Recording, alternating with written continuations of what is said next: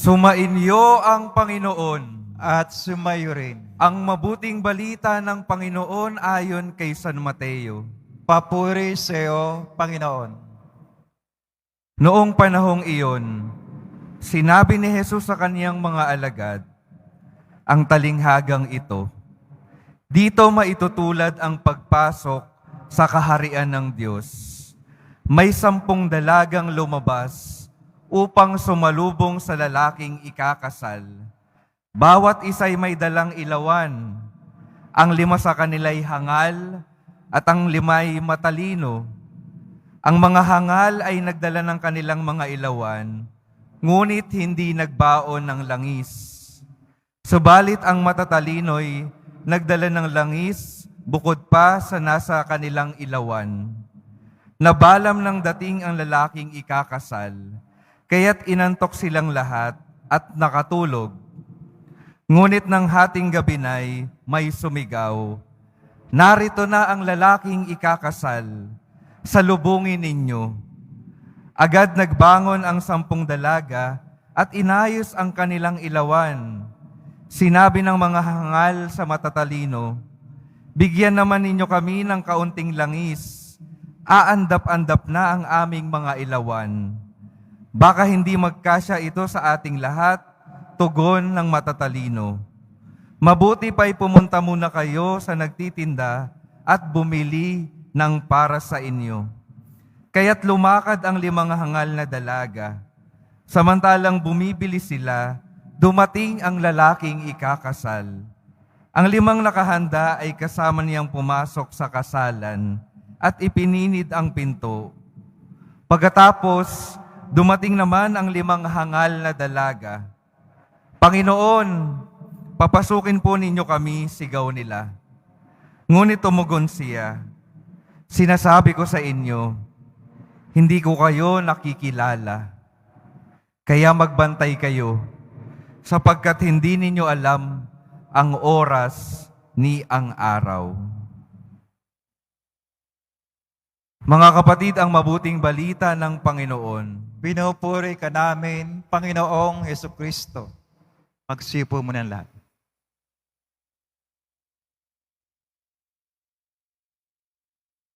Magandang umaga po sa inyong lahat at maligayang pagdating sa tahanan ng ating mahal na pong Jesus Nazareno.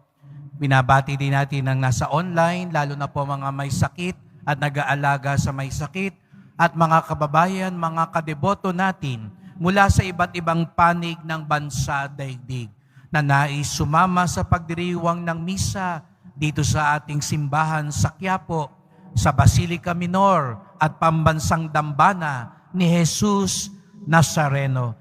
Araw ng linggo, araw ng Diyos, araw ng simbahan, at tayong lahat ay narito sapagkat inanyayahan tayo at mahal tayo ng Diyos.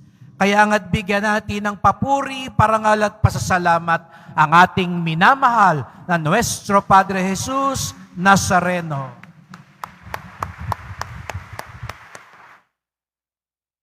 Itong buwan ng Nobyembre, kung mapapansin ninyo, ipinapaalala sa atin ng liturhiya at mga pagbasa ang katapusan. Kaya nga, ng panimula ng Nobyembre, inalala natin ang lahat ng mga banal na nasa langit. At ipinapaalala sa atin, tayo rin, katulad nila, tungong langit, biyaheng langit, sapagkat tayo'y mga anak ng Diyos. Sino rito ang gustong pumunta sa langit? Taas ang kamay. Ayan. Yung hindi magtaas ng kamay, ikaw din. Baka mangyari ang gusto mo. Pero lahat tayo gusto natin pumunta sa langit. At ang paraan dito ay matulad sa mga banal. Ngunit, nung 2 araw ng Nobyembre, ipinaalala din sa atin, bago tayo pumunta sa langit, kaya nga siguro yung iba, parang ayaw muna magtaas, papuntang langit, sapagat alam nila, para makapunta ka sa langit, ang kailangan muna, mamatay ka. Kaya ayaw munang pumunta ng langit. Kaya sabi ni iba, mauna na ho sila. Kasi nga, ayaw pa muna nating mamatay. Ngunit ipinapaalala din sa atin, lahat tayo mamamatay. Una-una lang, panapanahon lang. Kaya nga, magpahangga ngayon, ipinagdarasal pa natin ang mga mahal natin sa yumao. Ang mga nauna na sa atin. Sa ayaw nyo man at sa gusto, darating ang araw, ang mga pangalan na natin ang isusulat diyan at iuhulog diyan. Sana nga may makaalala na maisulat yung pangalan natin. Kaya, pakabait ka na rin. Alagaan mo na yung mga bata dahil sila ang aalala sa atin, magpapadasal, magpapamisa sa atin. Huwag tayong matakot, mga kapatid, sapagkat gaya nga ng ipinakita ng ating mahal na poon sa Ebanghelyo ngayon, sa talinghaga, ang langit, ang kaharian, gaya rin ng ipinakita sa aklat ng pahayag, ang huling libro sa Biblia, ang larawan daw ng langit ay isang kasalan at handaan. Oh, matatakot ka pa ba nun? Ang langit daw parang handaan. Di ba lahat naman tayo, aminin, gustong-gustong pumunta sa handaan. Kahit hindi ka nga imbitado makikiangkas ka. Dala-dala pa ang Tupperware. Makikisharon ka dahil may pabaon pa. Balutin mo, ika nga, ng kanta. Lahat tayo gusto maging bahagi ng handaan. Kasalan. May mga ibang tao, alam ko, bihirang-bihira magsimba. At isa sa mga okasyon na nakapapasok sila sa simbahan ay dahil kailangan nilang dumalo ng kasalan. Pansin na pansin ko yan, pag nagkakasal ako, damang-dama mo, kalahati na nagsisimba, alam mo parang ngayon lang uli nagsimba.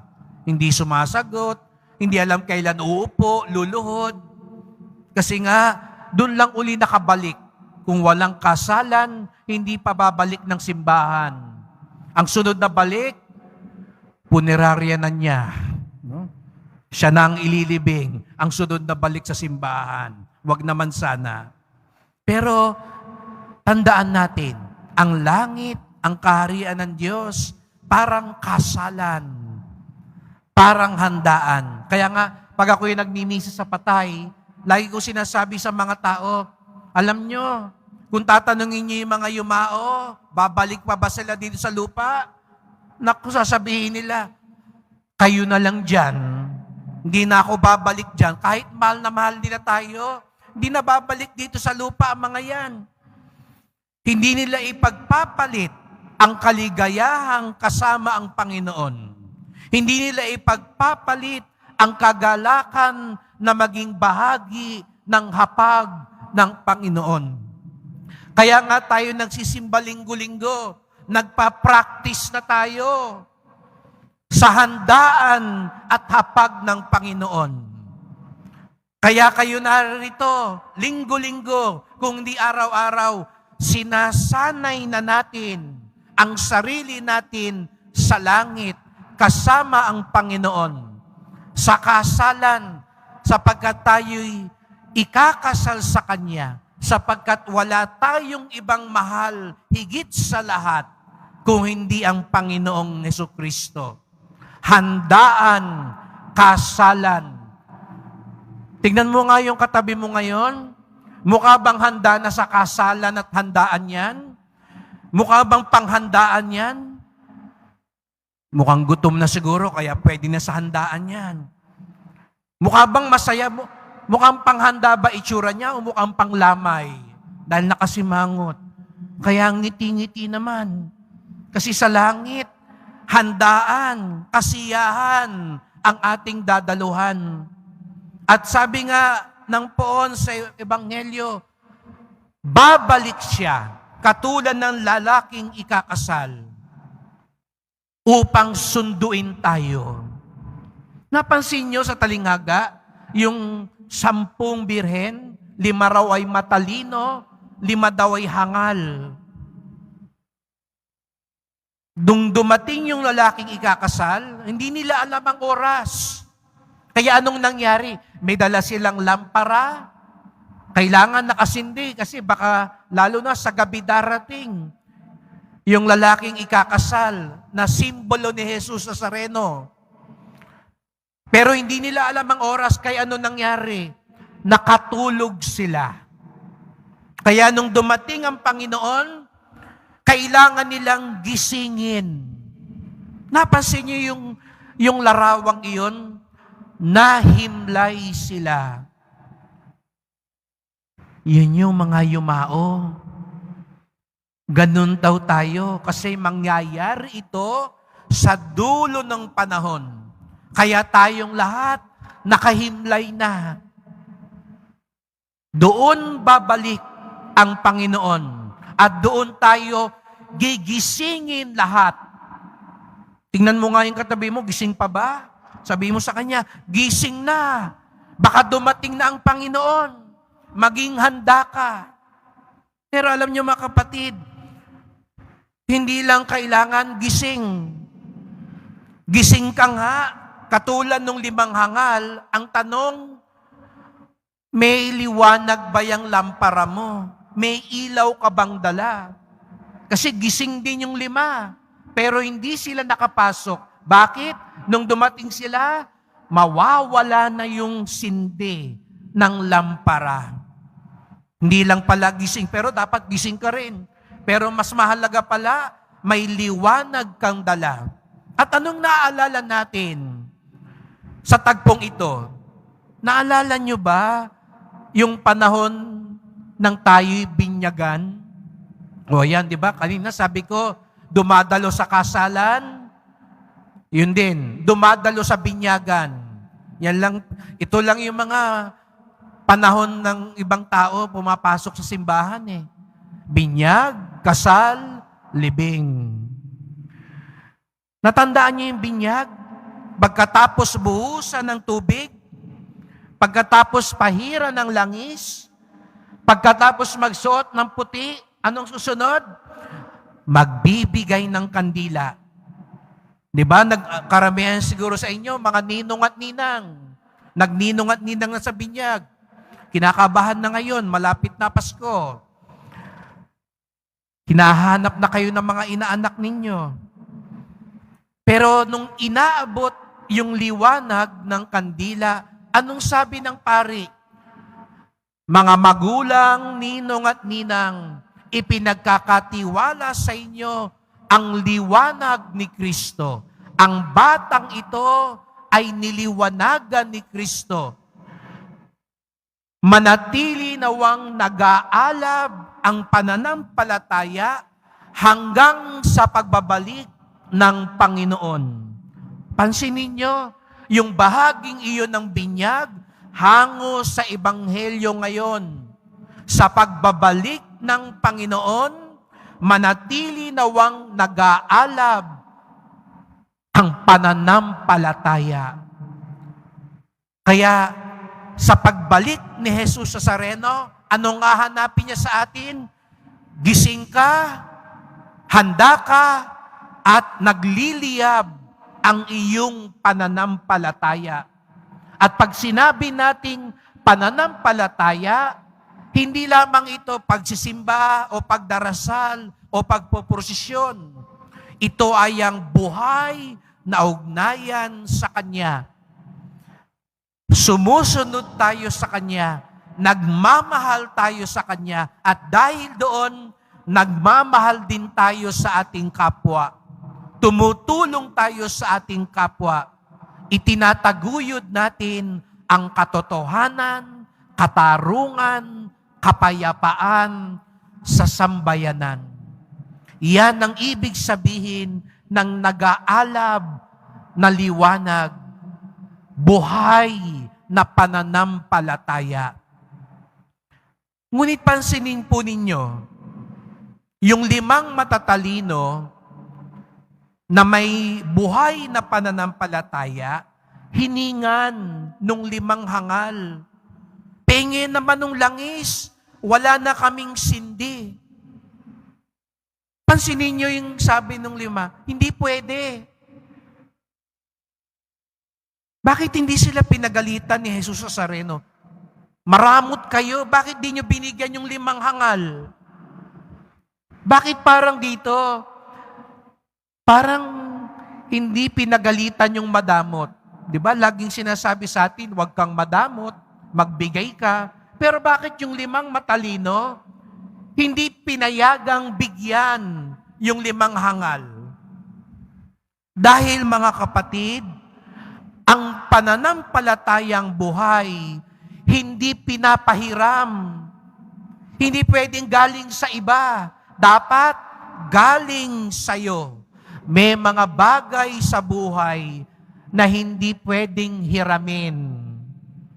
Pagharap natin kay Jesus Nazareno, ang dapat nating ibigay sa Kanya, yung galing sa atin. Yung pananampalataya, opo, tutulungan tayo ng magulang natin. Tutulungan tayo ng mga madre at pare, ng mga katikista, ng mga taong simbahan. Pero sa bandang huli, ikaw mismo ang magsasabuhay ng pananampalatayang yan. Hindi mo pwedeng hiramin. Kaya ngayong araw na ito, ipagdasal natin, maging buhay at personal ang ating pananampalataya. Di lang minsan tayo nakakatagpo, ngayon nagsimba kayo. Siguro kanina inaaya mo yung asawa mo, yung anak mo. Pero siguro inaantok pa yung asawa mo, may hangover pa kagabi. Yung anak mo naman siguro busy, may trabaho pa kahit linggo. Ano minsan sabihin sa iyo ng ibang tao? Isimba mo na lang ako ha. Idasal mo na lang ako ha. Bakas na lang ako. 2 beses ka na magsimba para yung isa sa akin. Hindi ho pwede yun. Hindi pinapahiram ang kabutihan, ang pananampalataya, ang pagsunod sa Diyos. Pag magbibigay ka sa mahirap ha, yung kalahati nun, sabihin mo kay Lord, charge na lang sa akin, hati tayo sa abuloy mo ha. Ikaw na lang magbigay. Ikaw na lang ang mag-serve para sa akin. Hindi ho pwede yun. Siguro sa simula, gagawin natin yun para sa kanila. Kaya ngayong araw na ito, ngayong misang ito, pagdasal natin yung malapit sa buhay natin na gustong-gusto na nating dalhin ditong magsimba.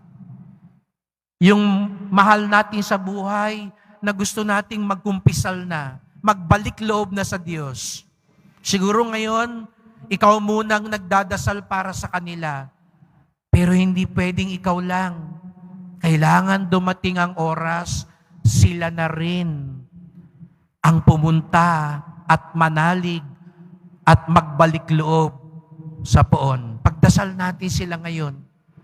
Para sa gayoy, pagdating ng panahon, nagliliwanag ang kanilang pananampalataya. May mga bagay na hindi pwedeng ipahiram. Kailangan galing sa atin. May mga bagay ding hindi pwedeng agad-agad.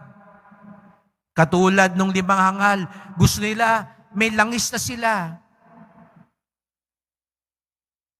Ang ugnayan sa Diyos, hindi agad-agad. Kaya nga tayo narito linggo-linggo.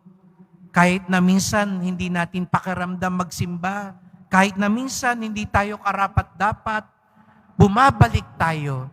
Sinisikap natin kahit parang aandap-andap na ang liwanag ng pananampalataya sa ating buhay. Lahat tayo dumadaan sa ganong panahon.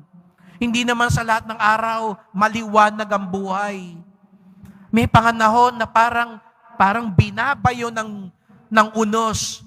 Di ba? Yung liwanag, pag ang lakas ng hangin, hirap na hirap sumindi.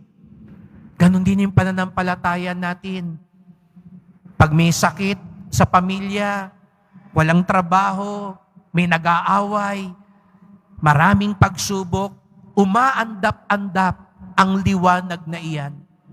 Kaya nga tayo lumalapit sa Kanya.